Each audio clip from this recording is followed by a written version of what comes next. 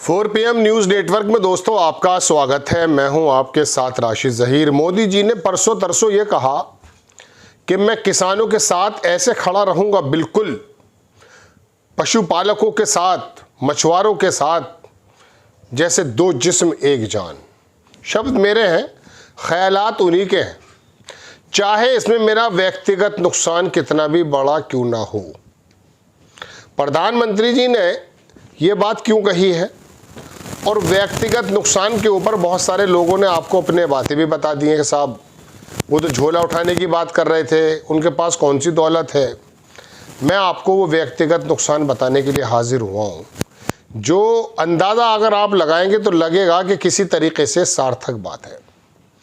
दूसरी बात, मोदी जी जानते हैं, या मैं आपको बताऊं देश के लोग जानते हैं, मोदी जी के अलावा आरएसएस का कोई कार्यकर्ता भी प्रधानमंत्री बन जाए,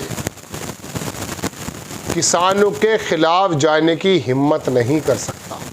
कांग्रेस का हो, आरएसएस का हो, बीजेपी का हो, क्योंकि वो जानते हैं कि अगर किसानों के हितों के खिलाफ गए, यानी कि अमेरिका की ऐसी कोई चीज़ें आने लगे यहाँ पर जो हमारे किसानों के लिए दिक्कत पैदा करते, ऐसा कदम उठाने की चाहने के बावजूद भी हिम्मत नहीं कर सकते। हालांकि कुछ चीज़ों को लाया जा रहा आपको मालूम नहीं।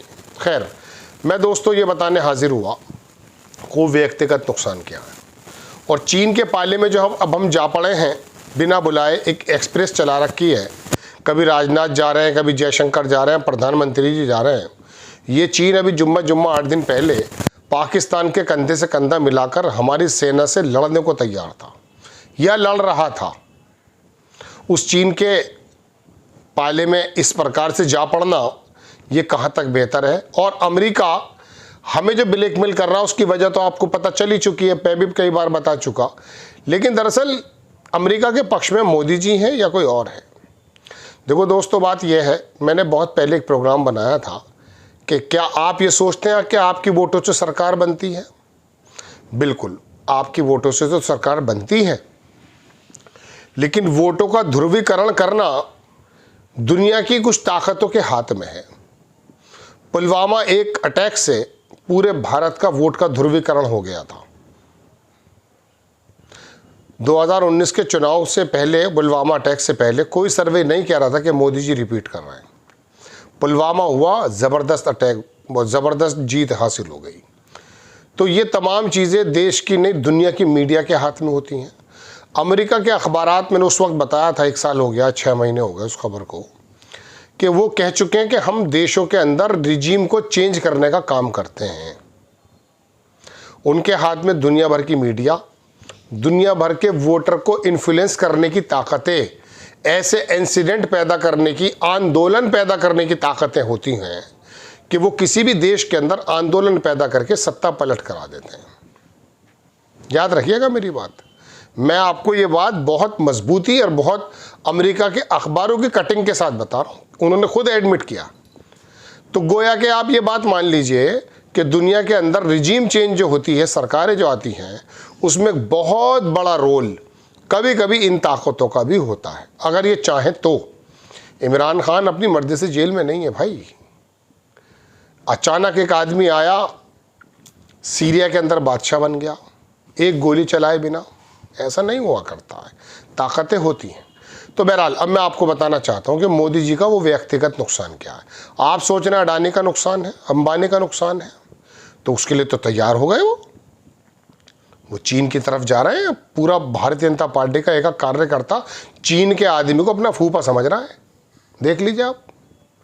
तो अब अडानी के गले में फंदा पड़ेगा या अंबानी का नुकसान होगा, ये तो जग जाहिर है। लेकिन मैं आपको बताऊं, देश के अंदर 1% जो लोग हैं, जिनके हाथ में 40%, 30% या 50% यहाँ की अर्थव्यवस्था है, उन लोगों के हित जुड़े हुए हैं अमेरिका से। उनके बच्चे, उनके रिश्तेदार, उनके तमाम के तमाम एम्पायर्स अमेरिका बेस्ड हैं। वो लोग नहीं चाहते। डॉलर का जो विरोध कर रही थी ब्रिक्स और भारत ने उसका मुखालफत में आ गया था, उसकी वजह भी यही धनाढ्य वर्ग था। मायावती कहती थी धनाढ्य वर्ग। ये धनाढ्य वर्ग अमेरिका के अंदर इस तरह से है, समझ रहे हैं। अमेरिका की जो पॉलिसीज़ हैं वो यही लोग यहाँ पे इम्प्लीमेंट कराते हैं। तो मोदी जी का दरअसल कहना, मोदी जी जब पहले आए थे तब भी इन्हीं धनाढ़े की वजह से आए थे। पत्रकारों का कहना यह है कि जब भारतीय जनता पार्टी के दल के नेता के चुनने की बात आई, प्रधानमंत्री बनने की बात आई, तो फंड की बात आई थी। तो मोदी जी ने कहा कि फंड मैं अरेंज कर रहा हूँ। यह बात आपको थोड़ी ना मालूम, आप तो वोटर कमल का फूल सिर पे लेके घूमते रहो, तो हमें क्या मालूम इन बातों का।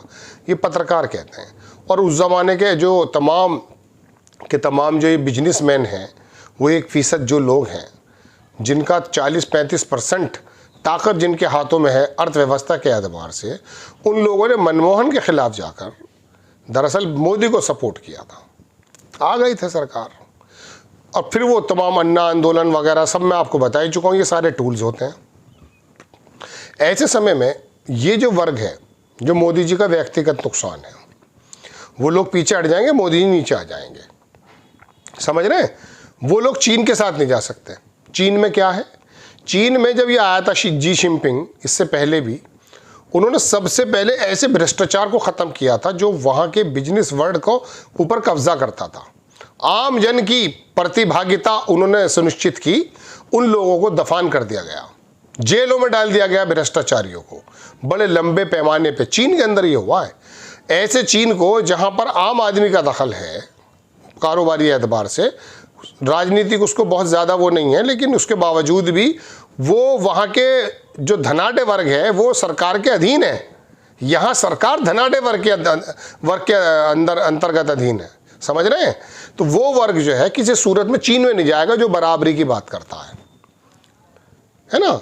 वो तो अमेरिका की तरफ जाएगा, चूँकि अमेरिका में उनके जो तमाम फ़ायदे हैं, जो उनके मुफाद हैं, वो वहाँ पर निहित हैं। तो लिहाजा मोदी जी के कहने का एक आशय ये भी मानकर चलिए कि मेरा निजी नुकसान ये होगा कि वो लोग हट जाएंगे, मोदी जी की सीट चली जाएगी, प्रधानमंत्री पद से हट जाएंगे। आप कह रहे हो मेरी वोट से जीतते हैं। हाँ, जन आंदोलन जब चलता है तो वाकई नेता जन आंदोलन की वजह से जीतता है, लेकिन जन आंदोलन चलते क्यों हैं ये मालूम ही नहीं है आपको। भाई अन्ना ने जो वो वहाँ पर चांदनी वगैरह बिछाकर बैठा था, अन्ना हजारे, वो किराया कौन दे रहा था? अपने घर से लाया था इतनी सारी सफ़ेद चांदनियाँ? नहीं ना, अरेंजमेंट होता है लोगों के लाने का। कुमार कवि जो है वो जो वहाँ पर बैठा हुआ गाने बजा रहा था, गा रहा था, सारे पैसे मिलते हैं। केजरीवाल को कुछ ही और तरीके से मिल गया था। तो ये सारे निज़ाम होते हैं, बसें लगाई जाती हैं, लोगों में होता, पूरी मीडिया दुनिया की उसी ढर्रे पे चलती है, ये लोग बनाते हैं। ये है वो व्यक्तिगत नुकसान। याद रखिएगा मेरी बात। जय हिंद।